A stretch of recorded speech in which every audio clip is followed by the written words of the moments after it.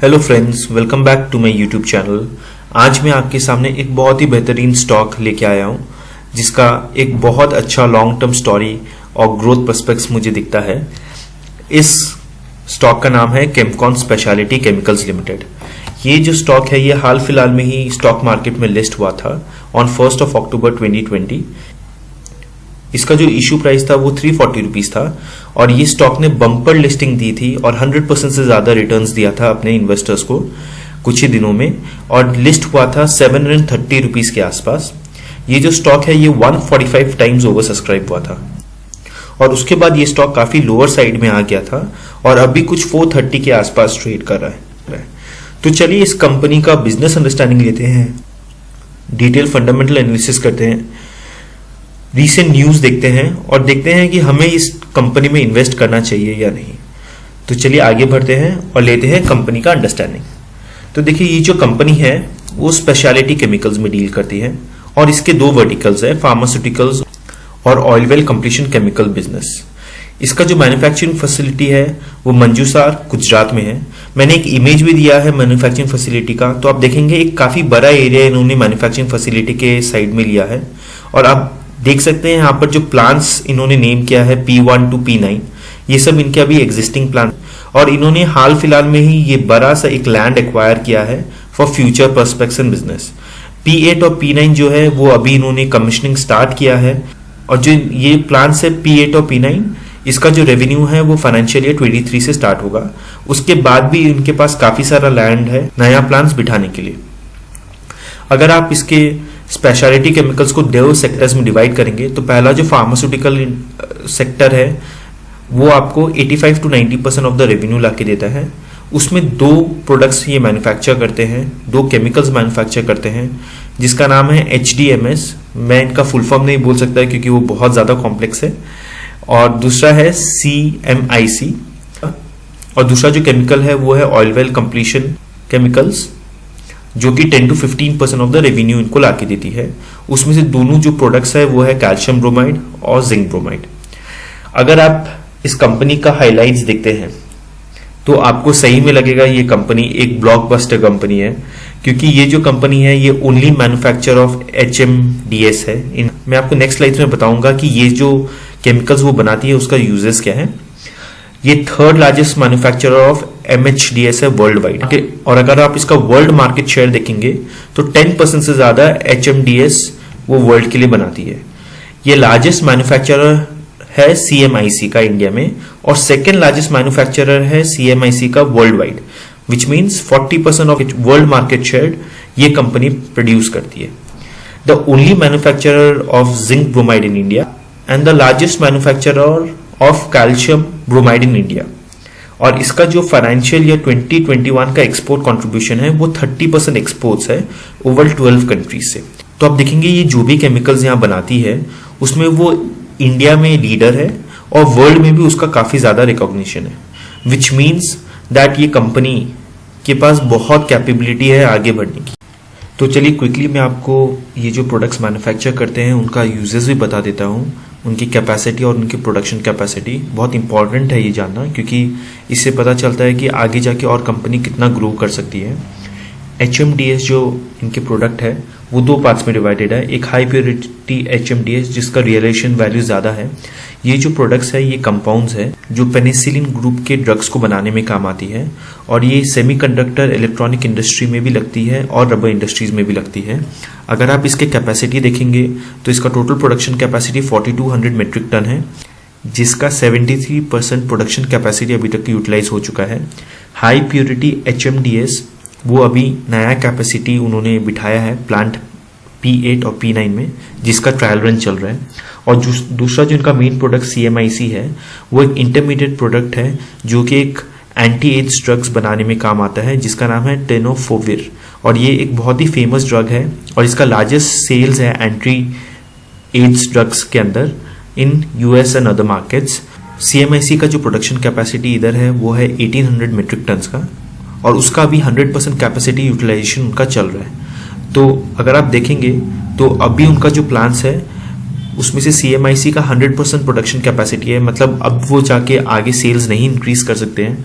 और HMDS जो उनका दूसरा मेन प्रोडक्ट है, उसका भी 73% कैपेसिटी यूटिलाइज हो गया है।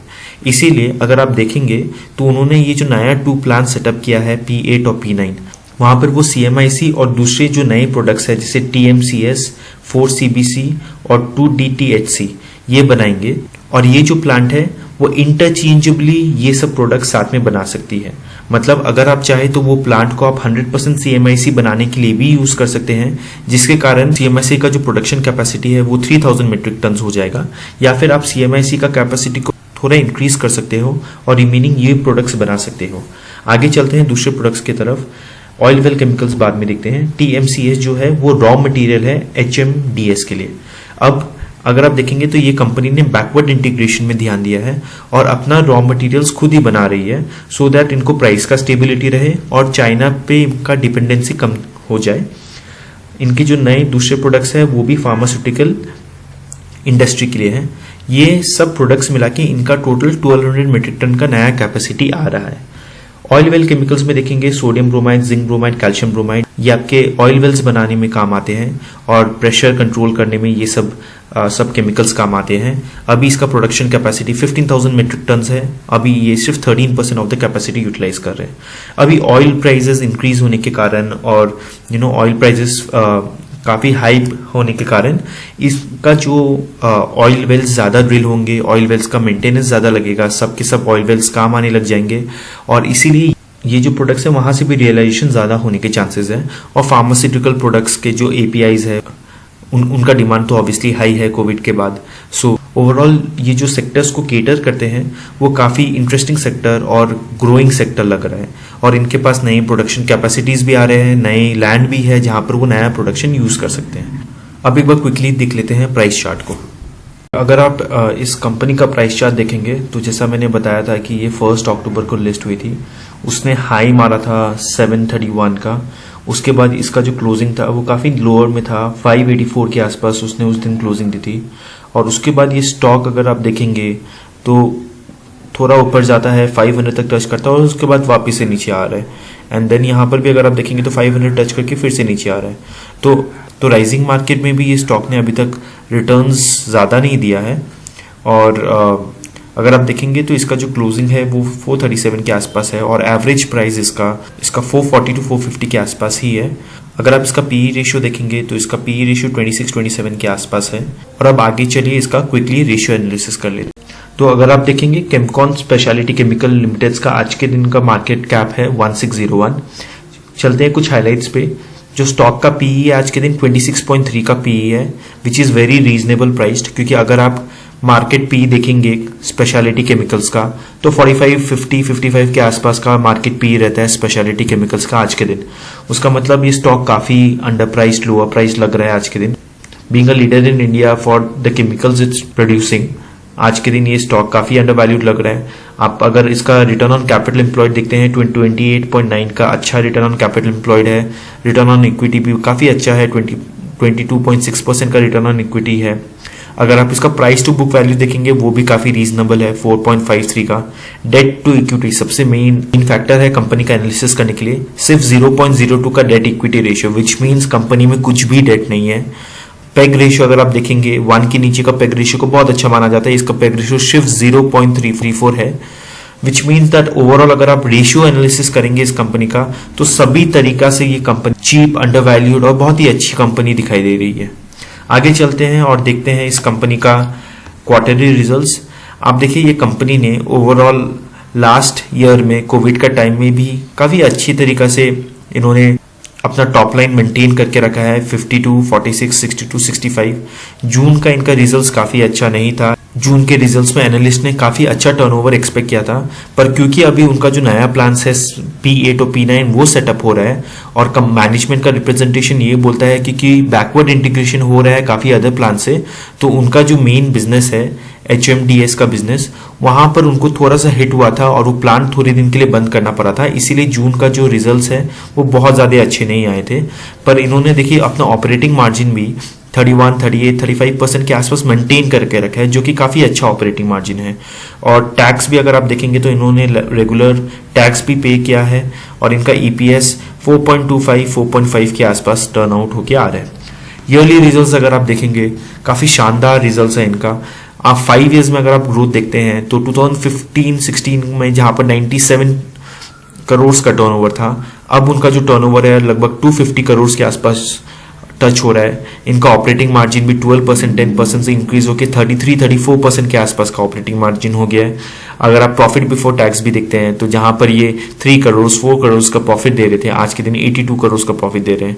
तो 5 ईयर्स में काफी सब्सटैंशियल ग्रोथ है प्रॉफिट में, सेल्स में, ऑपरेटिंग मार्जिन में। और आगे जाके इनका प्रोडक्शन कैपेसिटी इंक्रीज हो रहा है, इनके पास नया लैंड्स है, तो ऑब्वियसली अपना कैपेसिटी बढ़ाएंगे। वर्ल्ड लीडर है अपने जो केमिकल्स बनाते हैं उसमें, मार्केट लीडर है। तो ओवरऑल ये कंपनी का जो ग्रोथ पर्सपेक्ट्स है मुझे काफ़ी अच्छा लग रहा है। अगर आप बैलेंस शीट भी देखते हैं तो इनका जो डेट्स था इन्होंने सब्सटैंशियली रिड्यूस किया है मार्च 20 के बाद। अभी इनका जो डेट है सिर्फ 6 करोड़ के आसपास इनका बोरोइंग्स दिख रहा है। इनका जो रिजर्व्स है वो सब्सटैंशियली इंक्रीज हो रहा है, 317 करोड़ का इनके पास रिजर्व्स है। और शेयर कैपिटल अभी इन्होंने नया इक्विटी इन्फ्यूज किया है, इसलिए शेयर कैपिटल इंक्रीज हुआ है। अगर आप फिक्स एसेट्स देखेंगे, फिक्स एसेट्स में भी काफ़ी इंक्रीज है क्योंकि इन्होंने नया न्यू प्लान सेटअप किया है। आगे जाके भी ये फिक्स कैपिटल्स में हमको ज़्यादा इंक्रीज देखने को मिलेगा।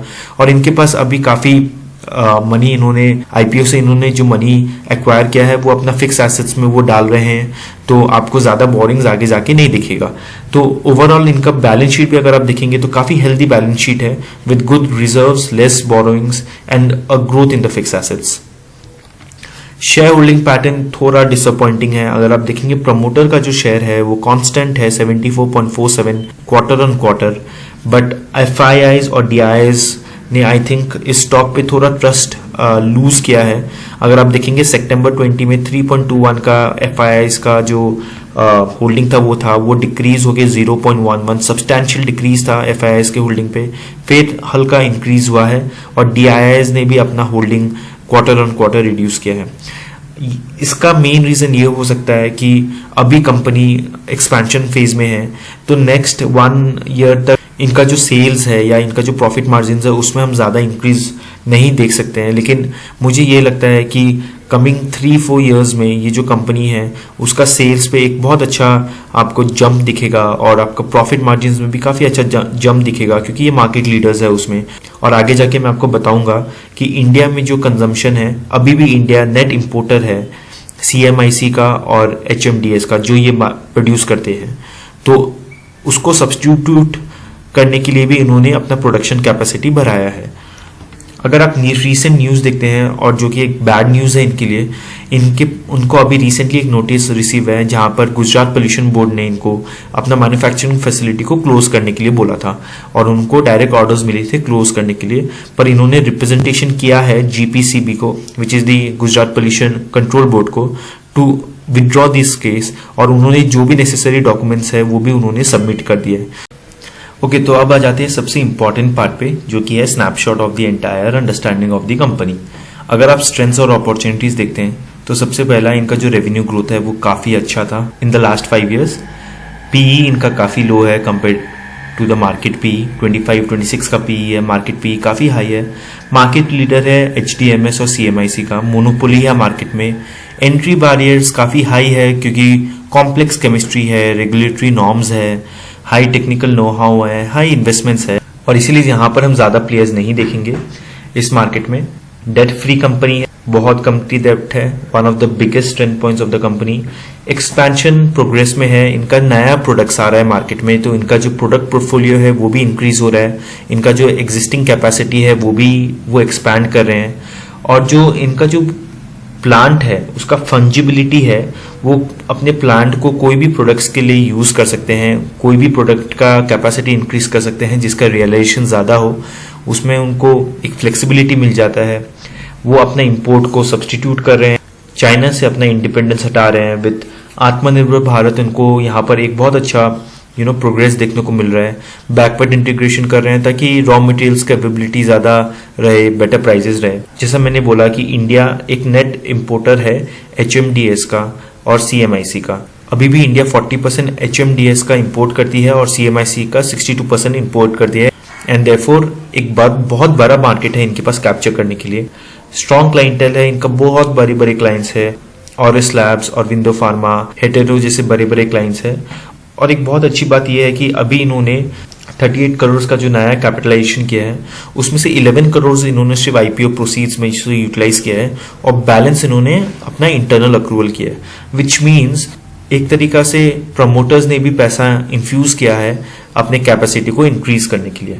वीकनेसेस या थ्रेड्स पे देख लेते हैं। प्लांट का भी नया शटडाउन नोटिस आया है, तो वहां पर कहीं पर उनका लैप्सेस है, उसको वो कैसे नेगेट कर सकते हैं। दूसरा, इनका अभी जो एग्जिस्टिंग कैपेसिटी है वो फुली यूटिलाइज्ड है। अगर आपने देखा था कि 100% ऑफ द कैपेसिटी पे वो चल रहे हैं फॉर CMIC, तो वहां पर उनको लॉन्ग टर्म के लिए कैपेसिटी इंक्रीज करना पड़ेगा, जो अभी वो कर रहे हैं। ये एक स्पेसिफिक ऑब्जर्वेशन है जो मुझे दिखा कि इनका जो डेटर्स है वो काफी इंक्रीज हो रहे हैं, विच मीन्स जो इनका रियलाइजेशन है वो काफी लेट से आ रहा है। तो उनको वहां पर थोड़ा ध्यान देना पड़ेगा ताकि उनका कैश फ्लो ज्यादा इंपैक्ट न होए।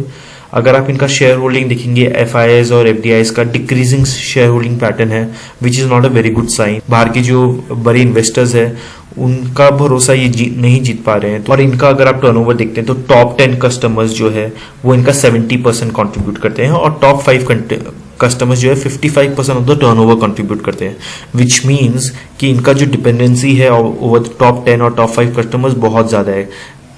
अगर कल कोई भी एक कस्टमर इनका छूट जाता है तो इनकी टॉप लाइन पे बहुत बड़ा इंपैक्ट हो सकता है और ये एक थ्रेट है, तो इनको एक कस्टमर डाइवर्सिफिकेशन रखना चाहिए। तो देखिए, मैंने आपके सामने स्ट्रेंथ्स और वीकनेसेस दोनों मैंने आपको बता दिया है। मुझे ये कंपनी बहुत अच्छा लगता है, सब तरीके से मुझे लगता है कि ये एक अच्छा लॉन्ग टर्म बाई मेरे लिए हो सकता है। मैं अपने पोर्टफोलियो में ये ऐड करना जरूर चाहूंगा। आई होप आपको मेरा ये वीडियो पसंद आया हो। I request you to please like, share and subscribe. और आप कहीं पर भी कुछ भी निवेश करते हो तो प्लीज अपने फाइनेंशियल एडवाइजर से सलाह जरूर ले लें। और मैंने आपको जो भी अभी तक बताया है वो सारे इन्फॉर्मेशन पब्लिक डोमेन में अवेलेबल है, BSE के वेबसाइट में है, इनके खुद के वेबसाइट में है। तो प्लीज अपना रिसर्च करें और उसके बाद ही कोई डिसीजन ले। Thank you so much. Please like, share and subscribe. Thank you.